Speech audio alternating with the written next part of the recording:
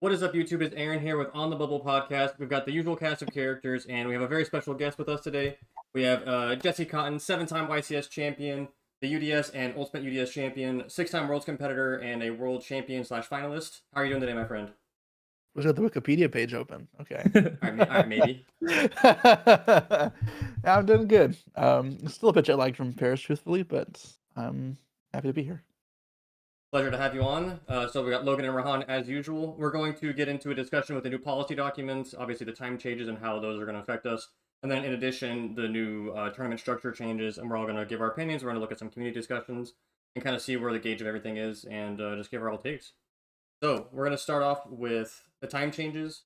For those who are unaware, it is now 50-minute rounds at the end of the tournament, at the end of the match. If a duelist has not concluded either winning a best of 3 or 2 consecutive games, the match is now going to end in a double loss. So there are no more drawing in tournaments, and in Top Cut there is no more time restriction.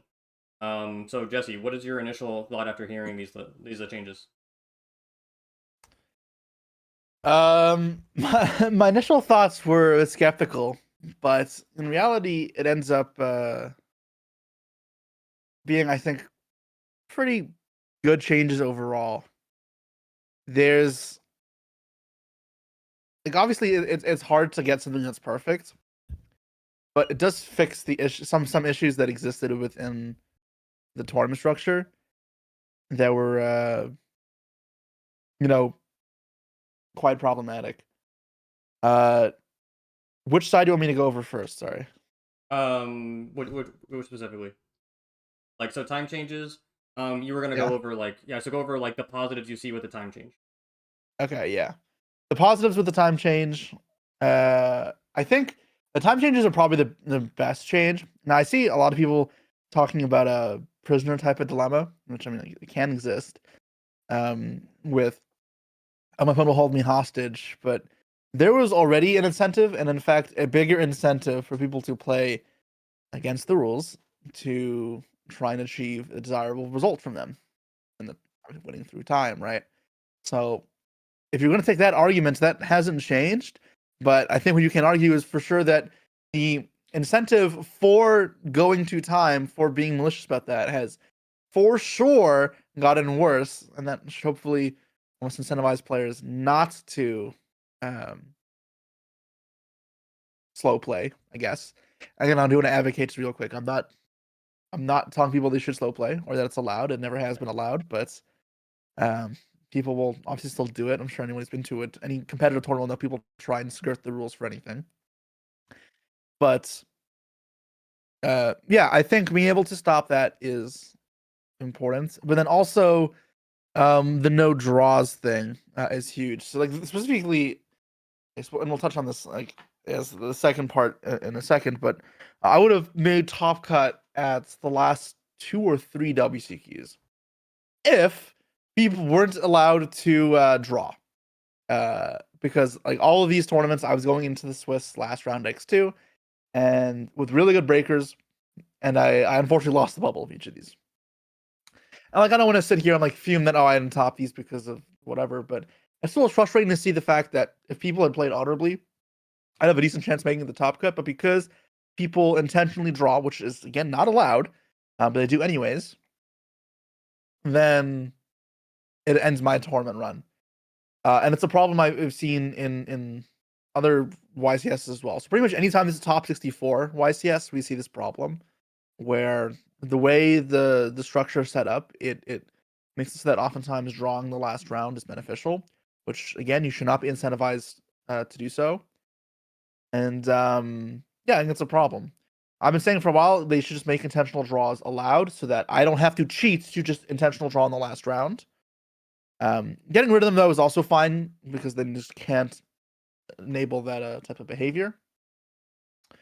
But the biggest thing is that like my takeaway is weaponizing the clock was definitely something that existed before between these two different kind of techniques, I can call it, or two different mechanics, and you should not be able to weaponize the clock in that way. And while maybe you still can weaponize the clock to some degree, it's definitely significantly less open to do so. And I think that is incredibly important because The game was not designed ever to be like that, and it should never ever resort to that. There's obviously some other small negatives. This is not a change that is pure good. I don't want me to keep talking about that or No. So I'll just like kind of like identify where the changes are in policy and for individuals. So before, the incentive structure may have favored whoever won game one, because they could potentially slow play the clock, and then if they have a time win condition in their deck, they could go into game three with however long game two took, and just kind of like win that way. And now with this incentive structure, if you are winning, you are now kind of pushed to make sure the game is continuing at a high pace of play, and the person who is behind the sticks is now kind of forced to also maintain that pace of play if they want to actually have a chance to win the match. So it puts the onus on whoever's behind to still maintain that pace of play and also try and finish the match in totality. And if they want a suicide bomb, we'll have a discussion at some point. But I think overall, like the incentive structure being pushed on the winner to maintain that pace of play is a really important adjustment that they made. okay. And then obviously the additional 5 minutes, I'm not sure everyone individual's experience. We'll go over that as well. But like personally, I don't go into time too often. 45 minutes I think was already a pretty appropriate number. And with 50 minutes now, I don't see myself going in time almost ever. Logan, what is your experience in with this? What are your thoughts? How do you think the incentive structure has changed and is it beneficial?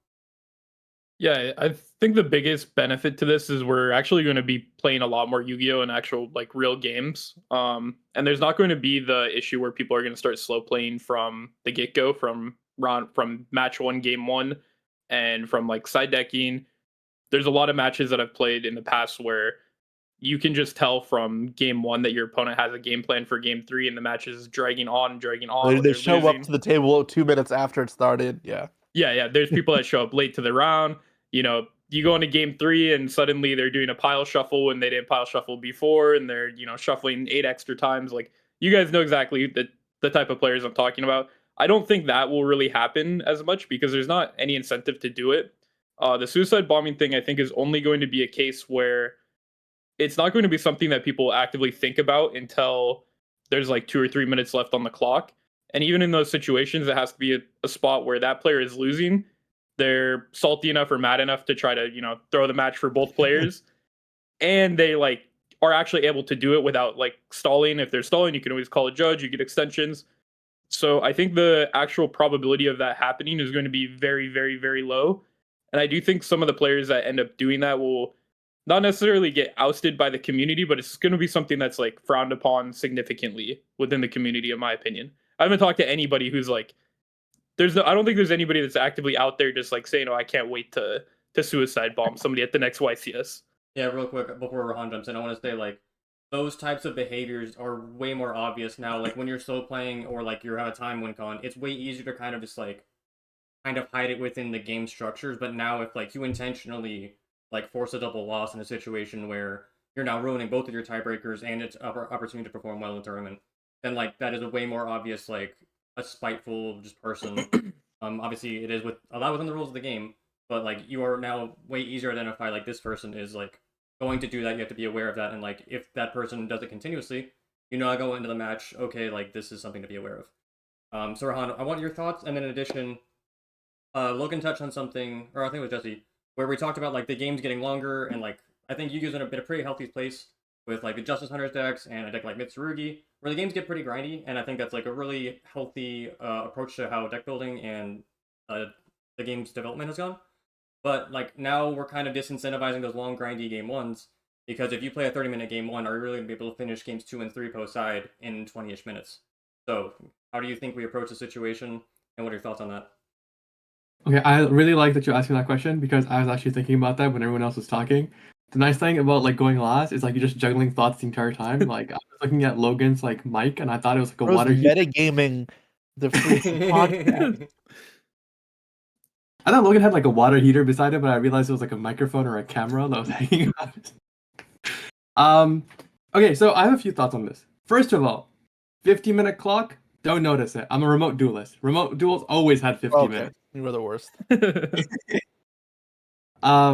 And within remote duels, I don't think I've ever gone in time. So I think 50 minutes is probably going to be much better for the TCG just because like obviously remote duels has like its own little gimmicks and finicky things to go about. So I think 50 minutes is like ample time. I think when it's changed from 40 to 45, people felt it. Like it was a noticeable difference. And now going from 45 to 50, I think people will be feeling it much more as well.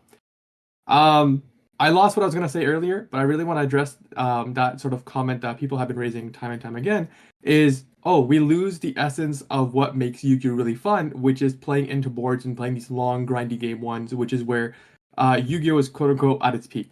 And something I came across on Twitter from Bowden, who put it really well, is that usually, like right now, when you have a long, grindy game one and one player or player A wins game one, and it's like a 30-minute game one, it's very rare for player 2 or player B to actually reverse sweep 2-0 in those reverse 10 minutes. The best that the player can hope for, player B, is getting a draw out of it. So like a like 1 point each.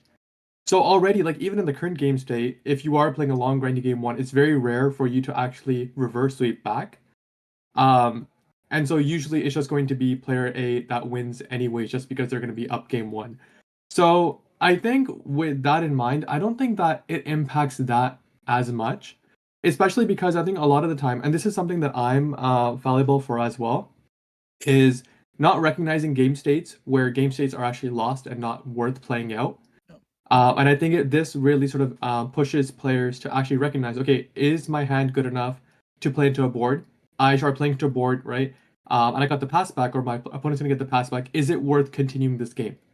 And sometimes, and like I've been guilty of this, trying to find like these lost, causes and turning them into a win. Is okay, am I able to get a win out of this game? And I think this will sort of incentivize or push players to actually recognize, the strength of their hand, the strength of their opponent's field, and sort of gauge their opponent's skill level as to like, okay, can I break this board or try to push for a game shot in a reasonable amount of time. And so I think that in itself is a net positive. I know it sort of takes away from what people really enjoy about Yu-Gi-Oh, like these turn sevens, but I think these turn seven type of games are very far and few. So that was my sort of thought about it, inspired by Bowden. Yeah, I think fantastic points. I think a good thing to identify is the extra 5 minutes that you get on the clock may actually be more influential in your ability to win the next two games than the opportunity to draw. Because also, like we said, the person who won game one is really incentivized to make sure that you're playing an efficient game two. And then if game three comes up, like you obviously have to complete it for someone to come out victorious. Another thing to identify is post side games are generally significantly faster just due to cards like floodgates. Like the side deck in Modern Yu-Gi-Oh! That Joshua Schmidt has definitely like been pushing for a while. Just like a lot of cards that say let's not play Yu-Gi-Oh! So game one obviously is very important, but like games two and three taking less time is like a pretty common trait. Trying to if you've noticed it. So I think it's not like as big of a deal probably if you're aware, because you can also like look at your game two hand, be like, okay, this game is pretty lost if like your player A, and be like, okay, I want to have like somewhat of a way to play out game three. So I made a skip game two pretty quickly. Um, yeah. Jesse, do you have any initial thoughts? I'm gonna pull up some tweets real quick about people that were playing at Worlds and have already experienced these rule sets. Okay. So we have Yao Zhang, who Australian gentleman who was the analyst for us at Worlds. And he oh sorry, this is the Swiss one. So apparently at Worlds there was 2 out of 91 Swiss matches ending in a double match loss, so 4% occurrence. Compared to modern tie rate, I don't know the exact number, but whenever we do like rough calculations in tournament, I think the number we use is around 5%. So I think Yeah. these negative, so like it being about this rate is appropriate. But obviously this is like a smaller tournament. We'll say higher knowledgeable level players. So do you think, like, how do you think this is gonna play out in the course of a bigger tournament like a YCS? It's not always the best representation. Not also is a different type of player. It's also a different type of environment. Mhm. The pressure at the World Championship is significantly higher than just Swiss at a YCS. There's also big translation issues because you're dealing with people from all over the world.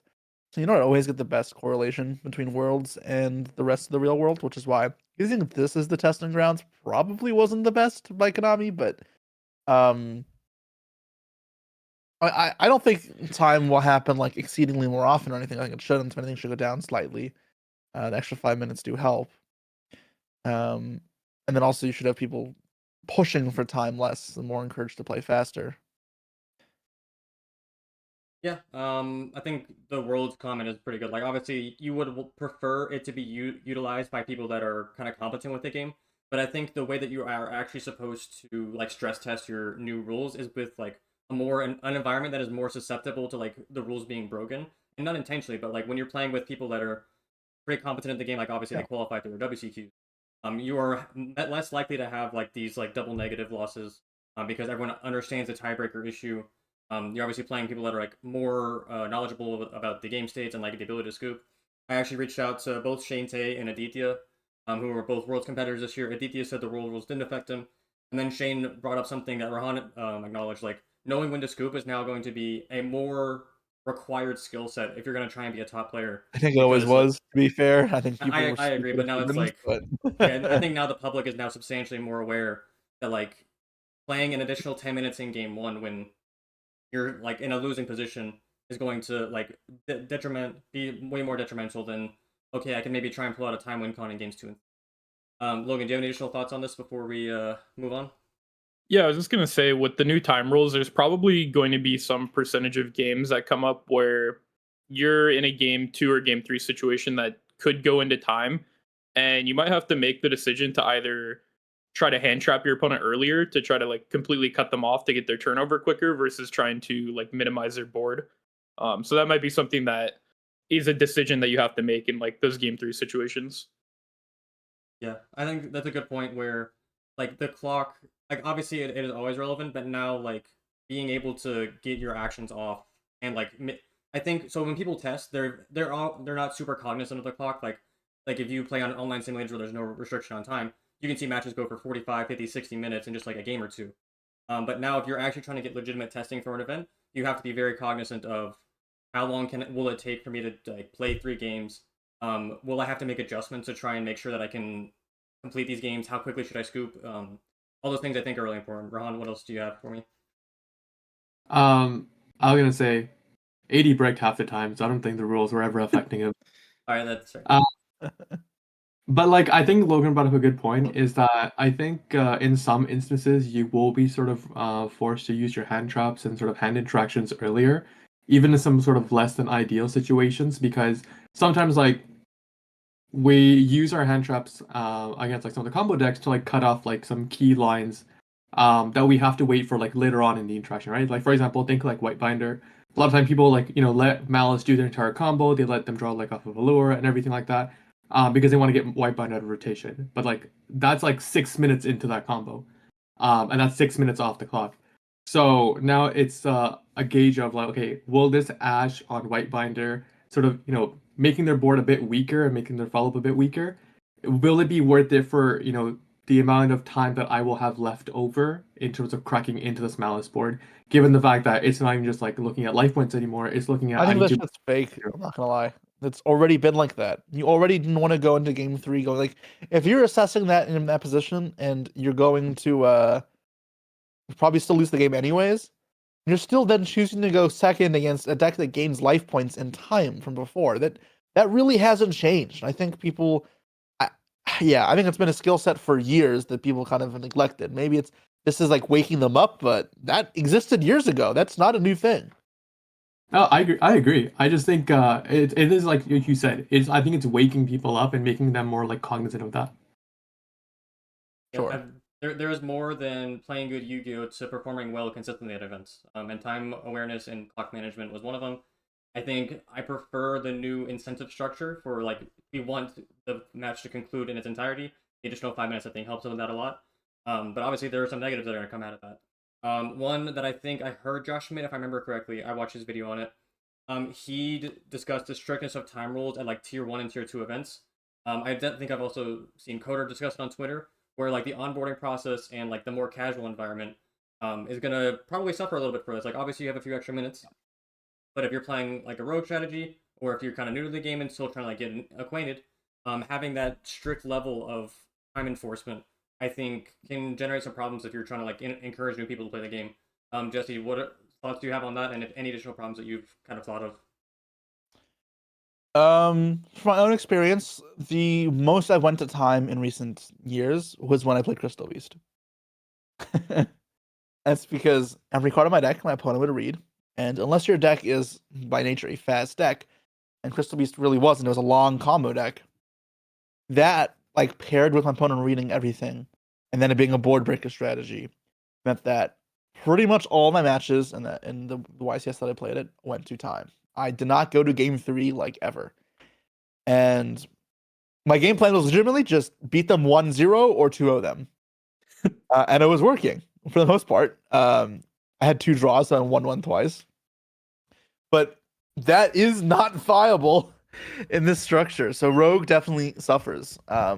It's not completely dead. There are several decks which are pretty fast, and you can like play out your turn in a few minutes, and your opponent reads a couple times, and honestly, it's fine. People do put a little too much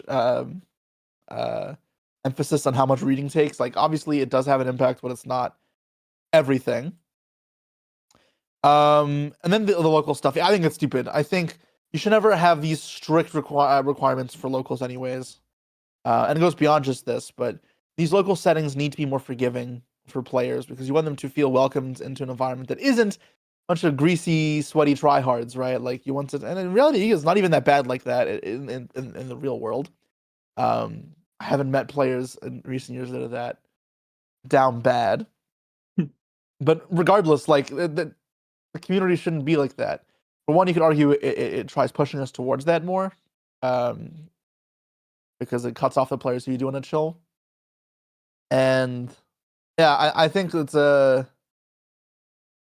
doesn't make sense to be so strict and so unforgiving to players who are just trying to learn or haven't played in a month or two but coming to play their favorite deck of locals. It doesn't make sense to me.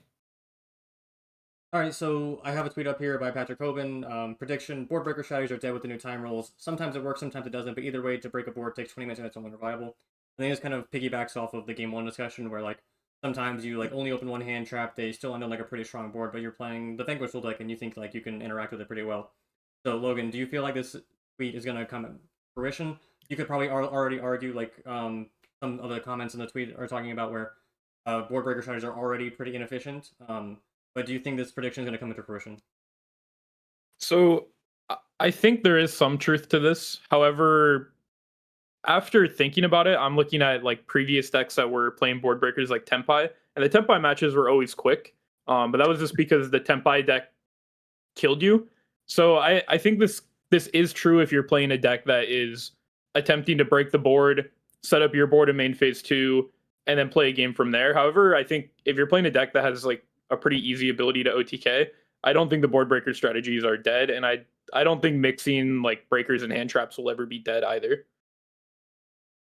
It's pretty fair observation. Yeah, so Rahan, the last thing that I pulled up, this is from Judge Group in Europe. 80 Fox, for those who are unaware, is one of the European, I don't exactly know his position, but somewhere in the Konami Europe scene. And these are some questions that have come up from the judge community. And just based on the looks of it, I'm not going to go into all the detail, but like the big one that I saw that made the least sense to me was like single and public events could have problems with like double losses. Like the policy docs when they were released, there was a bit of like error in translation or like they won't run as full. Like the TLDR that they posted, they mentioned 2 rounds when it came to the new tournament structure, and from what we've seen by looking into it, it looks like it's more closer to 3, which would be the Pokemon policy. And then we also see this discussion about so like a 16-man pod in Winamax, like is that going to have the double loss structure, and then whoever you face in top 8 is just going to like get the free win because both of those players lost, or is it going to have the same no time limit that Top Cut has in like an actual event? So Ron, what do you think about like one, like this could be a problem, but like I'm not sure how many side events to enter. So is this something you really consider? And then also like, do you think Konami could have like maybe discussed this in a little better way? I like lost a little side comment that you made, just like just trying to like look at the entire paragraph. But I'm sure Jesse and Logan caught that. So I'm trying to make out like what this even says. Okay, sorry. Oh, good. I think I think Konami's issue so far, and like this has been an issue twice now, is that they've sucked at like rolling out announcements. Like initially when they launched these time rules, they launched them and then they took them back, and it was like, okay, well, what is happening? What intern is messing up at Konami? And then they relaunched this policy change again, but then the announcement said +2 rounds, but then the actual doc says +3 rounds. So I think Konami needs to like take a minute and like actually proofread their work for a minute before actually rolling everything out. But something that is actually super lost, and this is not related to this at all, is and nobody's talking about because it only affects like a very, very small subset of players, but I happen to know a player that did get affected by it, is when you don't report your match, it's like a match loss for that round, but it's also a game loss for the next round. And I think that's crazy punishment. And I think nobody has actually looked at that. I think Jesse, you looked at that like very briefly. But like for Aaron and myself, like our mutual friend Sebastian, like fell into that category one time, and he would suffer. So that was like one thing that came into mind. I think Neuron is actually exempt from this. I think from what I read, is that if your tournament is on Neuron and you don't report it, you actually don't get penalized by the same penalty. So I don't know what that is all about, but I thought it was interesting that when it comes to match slips, it's different than versus when it's in Neuron. Yeah, I think that call out of, well, I think so. If your goal is to 50-minute rounds and we're cutting off time because there's been like a lot of time discrepancy, judge calls, and like you've seen like the WCQ this year, there were multiple different rounds that had 20, 30, and I think at least 40 minutes in one or two of them. And like as a tournament organizer, that's like kind of unacceptable when you're trying to keep things streamlined, and obviously like you have to pay for the convention center and all of that stuff associated with your staff. So I think these rules being strict at a YCS are pretty okay. But again, once you get to like the local and potentially like the tier 2 OTS/regional level, I'm not sure exactly how I feel about it. I think I would probably like. I think the issue is having like two different sets of rules. Like it's obviously kind of makes it more difficult to like want to transfer from tier 1 to tier 2 to tier 3. But at the same time, like I think you want to be more inviting and available to the early levels, and then as things get more difficult and the competition gets stiffer, there should be more regulations. Does you have any thoughts? No, I'm with you there. Alrighty. So we think it's a pretty adequate discussion on the tournament or the time rules. Now we're going to get into more of the policy changes. This is from Yao Zheng again. He gives his perspective that the time rules are net positive. So this is obviously based on discussion that 3 rounds instead of 2. If it is 2 rounds, there is a substantially higher opportunity for X2s to not make top 8 after, we'll say, a 10-round event would be 12 rounds now. There is, if I remember correctly, like half the X2s would end up not making it into that top 8. But when there's 3 rounds, there's still a small opportunity, which is where we can get into a discussion about something like asymmetric top cut. But currently, with the current rules, if it's 3 rounds, most, if not all, X2s will make it into the top 8 under the new structure. So Logan, what are your thoughts on it based off of what you've heard initially? Yeah, so initially I was pretty upset about it. You guys saw in our chat. I think the first thing I said is it time to retire or something like that. But Rion kind of he actually changed my mind on this the more I thought about it, and like, what's that? He talked you off the cliff. Yeah, he talked me off the cliff, and now I'm like completely on the other side where I actually think it's like a pretty positive change overall. I think the thing is you're gonna play a lot more Yu-Gi-Oh under this. You're gonna play more just your tournament experience. You're gonna be able to play more matches on average, and I think the better players will end up placing within that top 32 and get the prizing more often. Obviously, prizing in Yu-Gi-Oh is another issue of its own. If prizing in Yu-Gi-Oh was like very good or a lot better, I think people will not have a problem with this because the better players are going to consistently get into that top cut more often or into that top 32 cutoff, whatever it is. And I think the top 8 cutoff is a little bit weird because obviously there's going to still be instances where you go 13-2 or 14-2 or whatever and you get 9th place. However, under the current rules, you could still go X2 and get 33rd, you get nothing. Under these rules, if you get 9th, at least you're getting the Veiler, the Card Trooper, the Mat, the Dice, all that stuff. So I think for the most part, it's a net positive, except there's still going to be like the heartbreak of getting 9th or getting 33rd. None of that will ever really change. Overall, you get to play more Yu-Gi-Oh! Overall, it benefits better players because the more Yu-Gi-Oh! Play, the more wins you'll get. Alrighty, so Jesse, you have experienced this type of format, obviously having won a UDS and played in, I think, UDSs as well over the course of time. So what has your experience been? I think the structure is almost the same, if not identical, to what it is announced to be. So what has your experience been with that?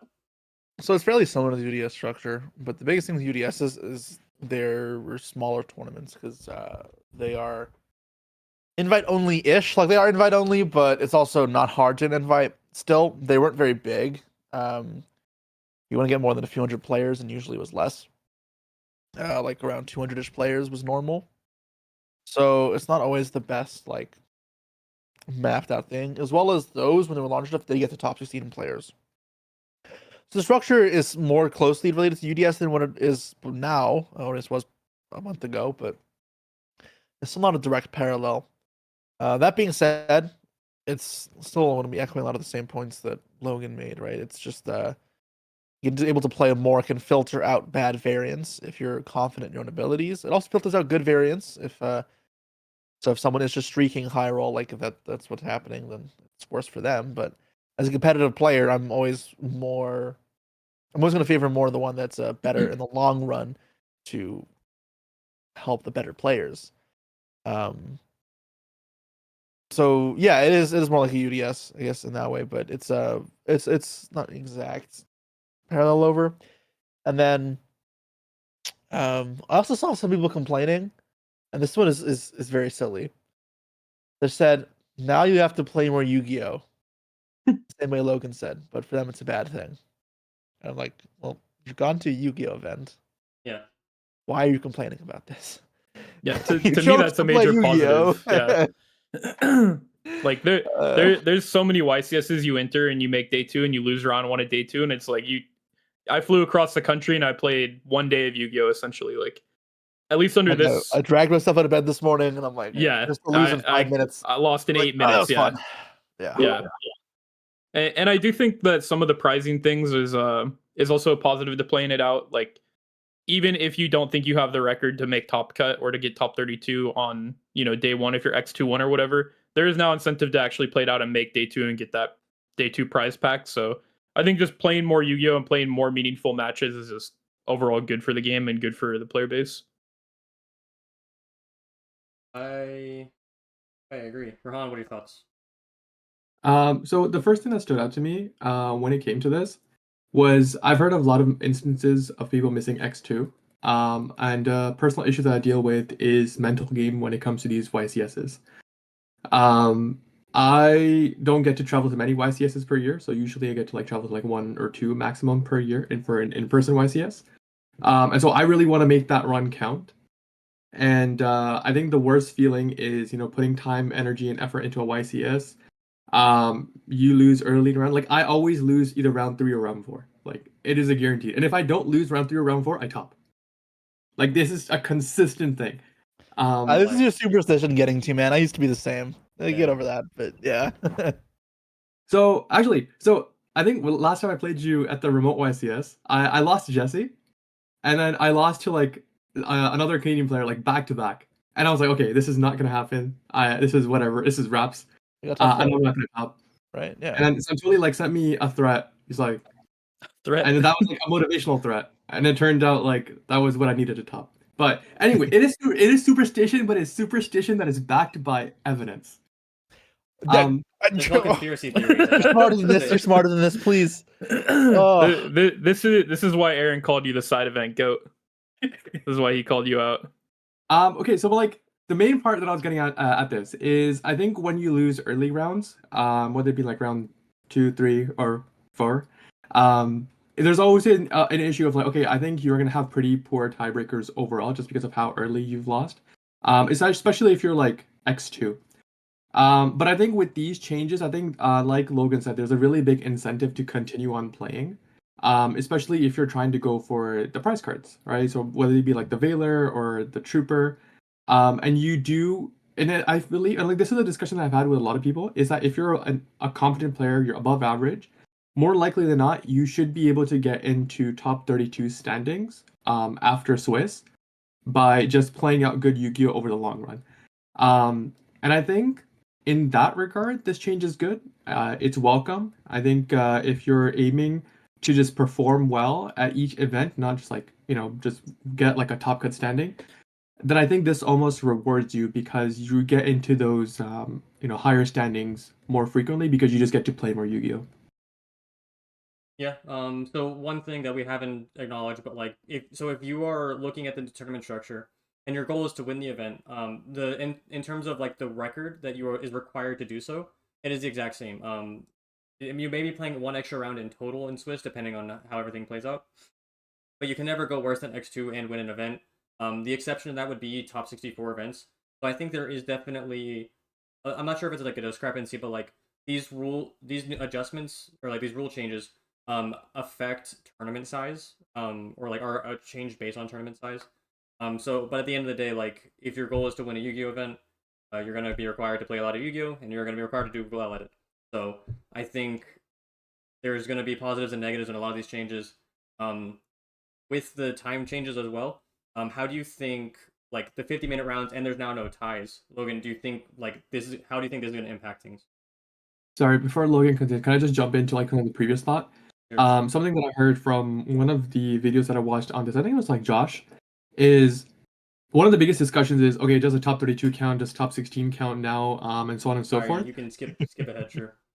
No, like this is not like going into that. I think I just want to go and touch upon the fact that all of those sort of standings still are with the same sort of win record as they were before. So if you get into like if you end at top 32, that means quote unquote you lost right in top 32. So when you lose in top 32, your overall record usually is around like X3. X or X2 if you're unlucky. If you go X1 and then you lose like top 32. But like the worst record you can have is like X3 if you finish top 32. And then same with like sort of top 16 as well. So I think overall, I don't think this takes away from anything. I think one of the things I've heard a lot is that this makes winning an event harder or getting into like the finals of an event really hard. I don't think this changes all that much. I think this is more or less like a lateral change. No, it doesn't change that at all. You would have lost if you were to lose the last 3 rounds anyways. You would have lost the top 32, top 16, to top 8. It doesn't freaking matter. Like, yeah. Oh God. Some people don't really like compute it properly for sure. There's a lot of doomers in the Yu-Gi-Oh community. Oh yeah. Jesse, go ahead. Sorry, I'm moving some chairs upstairs. I lost my train of thought. Oh, you go, Aaron. I blanked out. Oh, geez. So yeah, record requirement being the same. We can get into some of like the problems that you may identify. One I mentioned earlier is asymmetric top cut. So this structure is already kind of in place for games like Pokemon. I don't think One Piece has the exact same, but in terms of like tournament structure, I believe it's pretty similar. Where like you only play out top 8 or like whatever number at the bigger events. But in Pokemon specifically, if you finish and like we'll say X2 is 4th place through 12th place, every person who is of the X2 record will be guaranteed to play into Top Cut. It'll just be like 1st through 4th place will have a bye, or 1st through 3rd, however, and then you would play down 12th through 4th or 3rd, or however the math works out. So you're playing one additional round to have the opportunity to play into Top Cut. So Logan, how would you feel about this potentially being in addition to the current structure? That way, like you don't have as big of a heartbreak in that situation. Yeah, I would really enjoy that. If you look at sports, that's actually how sports do their playoffs for the most part. Is they either have they have 1 or 2 teams that have a bye, and I think one of the ways that you could really solve like the X2's missing out is, like you said, the asymmetric top cut, or you could just make it top 12 and 4 players get a bye, and then you play at top 8, and the winner does play the 4 players. I think that would also work. Obviously, all of this is adding more time to the tournament, which is obviously something Konami is probably trying to get away from. However, if you did have that, maybe you could take away 1 round in Swiss and it would even out.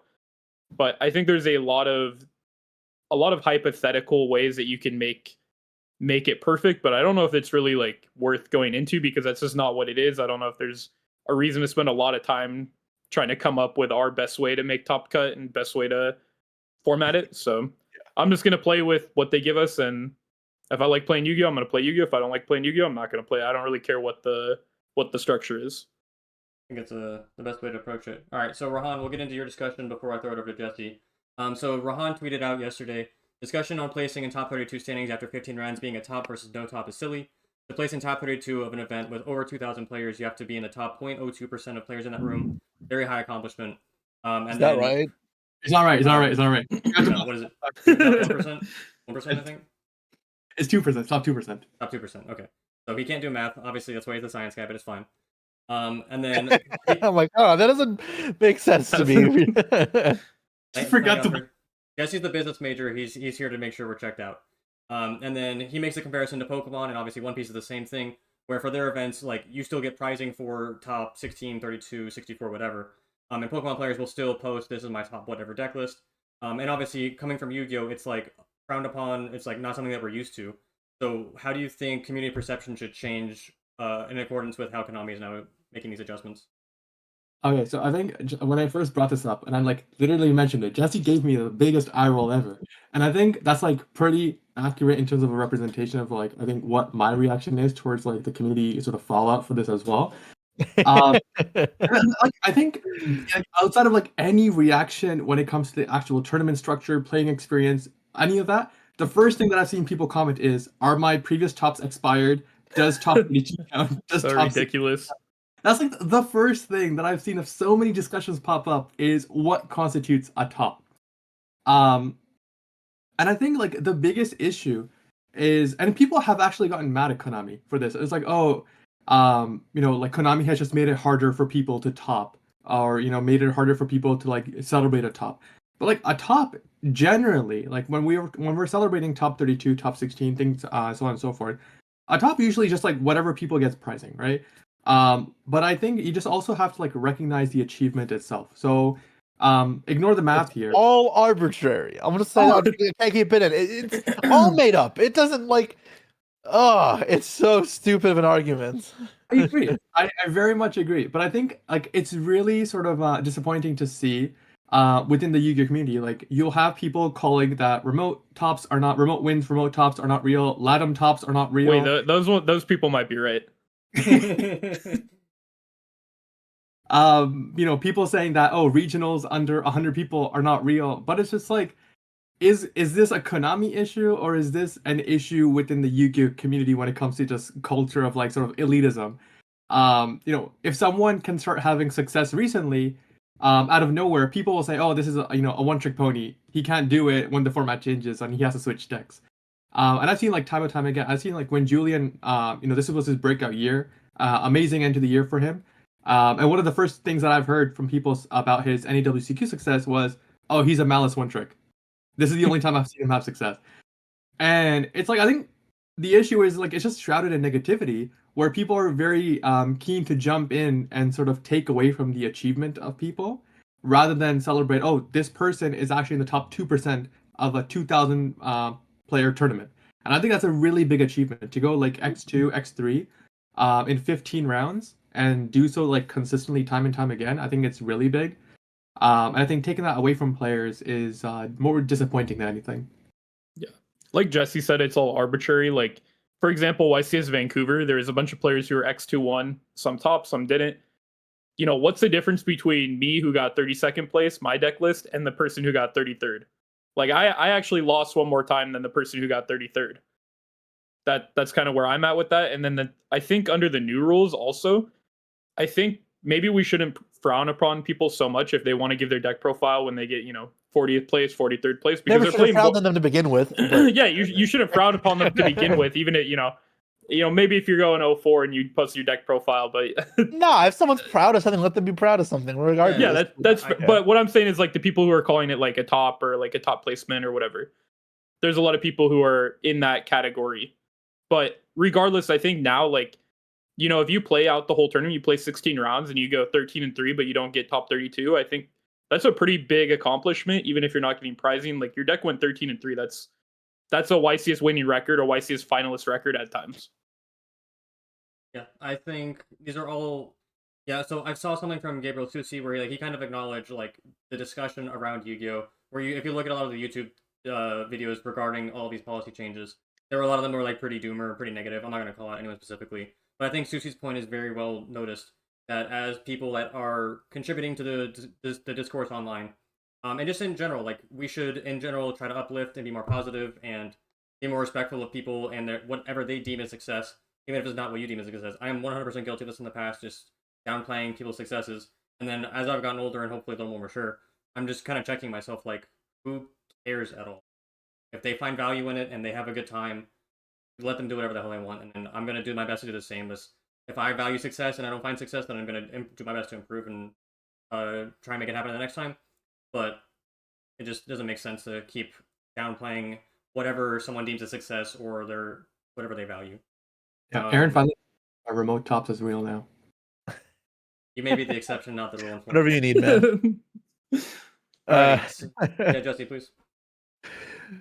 Yeah, I don't know. I think this argument has existed for a long time, anyways. Right? People arguing with ARG tops, and it's even myself. People ask me how many wins, how many tops do I have. I respond, what are the parameters, dude? Because you get people arguing so many things. The UDSs count. They don't exist in Europe. Okay.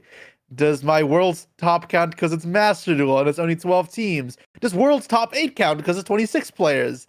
Like, it's all ridiculous, anyways. Just tell me what you count a top at. I'll tell you what I have. I don't care. Or if you ask me to tell you what I think I have on my own parameters, then I'll tell you that. But it's gonna be, no matter what, it's gonna be opinion based, and don't fuss over too much. Just be proud of your own accomplishments. That is the best way to approach it. So the final thing I want to discuss is just how this tournament structure affects the world's qualification process. So they didn't distinguish anything between like the WCQ and the YCS that has the same quality or same number of players. So currently it'll be the same structure where it'll be whatever 15 rounds of Swiss, maybe 16, I don't remember exactly, and then you are placed in the top 8 and you're just playing one match for World. Which I don't know how I feel about it. I haven't put too much thought into it, but I just wanted to make some comparisons to other TCGs that have similar structures. For One Piece, I don't remember how often they play out Top Cut of in-person events. Some are 1 day, some are 2 day. But for those bigger events, they'll play out, I believe, top 32 for the WCQ, and then like they'll give whatever 5 rounds, and then either the finalists or the winner only will make Worlds. And then obviously there's the Pokemon structure, which is completely different, where the Worlds tournament is an invite only, but it is open invite to. Historically, it was people that met X point threshold, and points were based off of both locals and high-end tournament results. And I think currently it is about the top 100 players per region are able to do it. So a little bit more like our current playoff structure for Yu-Gi-Oh, but it's more accessible. And then instead of being in a playoff, you're just seeded directly into Worlds. So Jesse, having been a multi-time Worlds competitor, what are your thoughts on the current rule change in reference to the Worlds qualification? Well, okay, so when they did like world points and all that jazz, it was announced that the world points would happen in January, not the start of the season. Don't know why. And when they announced that there would no longer be just a top points player go or top 2, that it would instead be a playoff, that was also in January of that season. So my point is, very easily, this could just not be the situation we find ourselves in. Like, they may just change how qualification works. I think, again, I think over speculating on some stuff is a little silly because so much could just change. But should it stay the same? I don't think it makes too much difference. Qualifying, it's just like making it's a top 8 normally. You have to win those 3 extra rounds of Swiss. If anything, it rewards the players who undefeated in Swiss more, which I think is fine, because it gives them a little more of a cushion now. Where now if they went 12-0, they could just lose top 64. Now they could lose 1 more round still. Otherwise, it's really not a big difference, right? Yeah. Like, it's really not. Yeah, I think I was more curious about like, do you like? I'm not sure if you've been to Pokemon Worlds at all. Like, do you think that system is interesting compared to like the okay, small... so sure. I think all of it is I think worth discussing. Try more so comparing to. I mean, I guess that makes sense, but comparing to what we have right now or Yeah. had, it's in effect now, right? Like, I'm going to regionals on Sunday. I'm like, it'll okay. be under the new structure. Yeah. I wasn't actually sure if it was like fully in place yet. Yeah, it's in place today. I've been to Pokemon Worlds not as a player, but as a spectator. Pokemon Worlds is so cool, but it's also not the same as Yu-Gi-Oh! Worlds. It's built on more spectators for sure. They put more effort into making it a spectacle for spectators, right? And that's fine, but it's also, you have to know it for what it is. It's not the same as Yu-Gi-Oh!, which puts a lot more effort into making the players feel special, which is actually very cool. It's one of the few things Yu-Gi-Oh! Does very well that I'm appreciative of.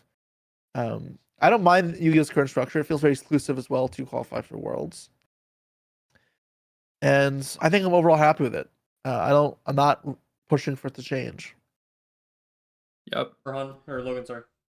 Yeah, I was just gonna say I don't think it really changed that much. I think Jesse made a good point where, if you go 12-0, you could actually lose 2 in a row after that and still make top 8, whereas previously that would be like your top 64 match and top 32 match. So I think you have a little bit of cushion if you're undefeated. That's a good point. I think in terms of Worlds qualification, I think Konami's actually pretty close on how it should be. Obviously, I don't want to just like, have a make-believe tournament, but I think if it was up to me, I would prefer that the points playoff players extended to top 32 and we played a Swiss tournament, like a 6-round Swiss tournament, and then cut to top 4, top 8, or whatever it may be. Yeah, I think double elim 16 players is what I would do. But sure, yeah. Yeah, and I think single elim is rough. Yeah, no, that's fair. Yeah, and I think just extending it from 16 players to 32 players would really get rid of some of like the grind that people are seeing at the end of the season. Like last year, a month out from the season, there's this happens every year. People don't know real pain. You didn't have to do it. It was just top 1 and 2. I don't want to fucking hear it. 1 month and 2 months. Oh, but like a month out, all these players going for points, they think they're locked. They think they have a 100-point cushion, whatever. And then 12 players enter and they go to 2 regionals a weekend for a month, and then all of a sudden the whole landscape changes. And like, to be honest, it's really not a healthy way to play the game, being playing 2 regionals and traveling and spending thousands of dollars to get there. So I think if you extended that to top 24, top 32, maybe it would still have the problem at the back end where you get down to 33rd through 38th, they're having that battle out. But I think there's a limited number of players who are actually willing to travel and go to regionals and stuff like that, to where if you did extend it, I think it would solve a lot of issues there and make it double elim or Swiss. I'll rebut this. I think having it be competitive is fine. It's a competitive game. Not everyone has to make it. And yeah, it can force some competition near the end, but just stay ahead of the curve and like not be behind near the end or not be in the bottom half. Yeah. I got 18th in points and I barely played regionals last season. Yeah, that's true. Some YCSs. If you have a good win rate, it really doesn't matter if you go to the regionals. I don't think it needs to be bigger. 16 players is plenty, truthfully, and it shouldn't be just a cakewalk, right? I think there being some pressure and some competitiveness is fine. And if you also just scatter out your regionals throughout the year instead of fucking backloading them all into the last month, that's not a problem. That's a planning error. Like, I don't know what to tell you. It does happen, but I think people just suck at planning a lot of the time, where regrettably, if they struggle to get their points, that's on them. Yeah. I think the Swiss tournament thing for the playoff, I think, is a really good acknowledgement. Because obviously Logan was whatever, like, you've had negative experience with it. Just like playing and doing this entire grind for an entire year. Obviously, someone like Jesse with a very high win rate doesn't travel to regionals, but like some people that do I'm going to Michigan this weekend. Yeah, exactly. So you're back on the grind. But so like, I'm playing a deck of Twitch builds for me, so let's not get a. All right. but yeah, like having that entire year's work kind of put down to a single elim tournament, I think would be better mitigated, because Europe is able to do the same thing where they have a 16-man tournament. I think it's 4 rounds of Swiss and then they play out top 4. So I think that is just like a little bit better of a structure for specifically the point playoff. Sorry, Logan, continue. Yeah, I was just gonna say I do mostly agree with what Jesse said. I think one argument against what he said is, I think based on where you are in the region, like in the country, I think you are at a major disadvantage. For example, where I'm at, I have 2 regionals that I can drive to per season, and they get 16 invites and 24 invites. So if I plan on doing the World's points grind, I have to plan so early in advance, and I have to be going to, big regionals, LA, Santa Clara, San Diego, stuff like that, and plan it pretty far out. It's not really a thing where I can wait halfway through the season, see, okay, I'm doing pretty well, and then I have to like make a decision there. So I think if you did extend that, you might be able to get in more of those players who are kind of region locked and give them more of an opportunity to get in without having to travel. Getting in more of the players who just do well at like 3 or 4 Philly regionals. Like, unfortunately, no matter what, you're in a shitty region. I don't think that's really avoidable. Yeah, but I think that kind of happens already though under the current my point is you can't fix it. I don't think that's fixable, unfortunately. Yeah, so, maybe it's not fixable. So one thing I think Pokemon did this is you only gain points from your top X number of events. I think it's either 5 or 10. So if you are trying to qualify for the points playoff, and the threshold is whatever points, or however many events, as long as you only get 10 events. So if whatever your 10th event is 31 points, anything less than that won't contribute to it, and then you are capped in terms of your total amount of points available. So I think that's like potentially a way that you can fix it. That way, like, you're not just like perma grinding for the highest score. Rohan, what are your thoughts on this whole discussion? This whole discussion is so one-sided. You have Jesse with like 4 world shirts on his wall, 2 on his chair, and then you have Logan and myself talking about worlds. I think okay, so kind of similar to Logan. being in Canada. I think like we get very few regionals with actual.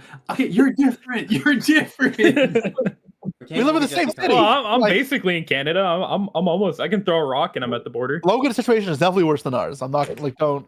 Yeah. Yes, it is worse than ours. But I really like Pokemon Worlds. In terms of like the point system that they have. And I get like Yu-Gi-Oh! Worlds is very exclusive. They make the player fields very special and all that. But like as an outsider, like there's very little interest into the format. I think for us this year there was a bit more interest because there was AD playing. We have other people that we know that were playing. And the format itself was a bit more similar to TCG. So I think we had like some interest there.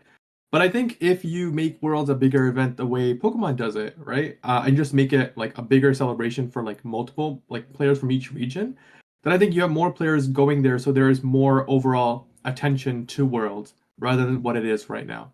So I think I really like the perspective that Pokemon gives Worlds, and I thought that perhaps it would be neat for the Yu-Gi-Oh! TCG to actually also incorporate that. Jesse, you've been there a few times. So how would you feel about that change? I mean, everybody kind of said I like the way it is now. I mean, I get it. I think one thing that is like a pretty big, I guess like question is just like the ban list thing as well. Like you identified that this year's format is like not 1-to-1, but very comparable to the TCG, so it makes it way easier for us to follow along. But after speaking with Shane and like some of the like his perspective from the OCG, the format was very different from what they had to deal with, obviously with Maxine, whatever other ban list was available with Paradise Smasher. So yeah, I think at some point if we get like maybe a combined ban list worldwide, we can do like this combined world celebration. And it's like a little bit bigger. You get the top whatever 32, 64 players from each region, and you kind of do it more similar to Pokemon. But I think under the current structure where the current like the game is so spread out in terms of set releases and ban lists, and there's 2 different ban lists over in Asia. It makes it I think pretty difficult to try and like coordinate everything that way. Logan, any final thoughts? No, I think you guys kind of just hit the nail on the head there. Alrighty. I think that about wraps it. Jesse, any final thoughts before we let you go? No, I think we covered a lot pretty thoroughly. So, Alrighty. It was an honor and pleasure to have you on, my friends. Thank you very much for joining us. This is On the Bubble with myself, Logan, Ryan, and our special guest, Jesse Cotton. See you in the next one. Thanks for joining.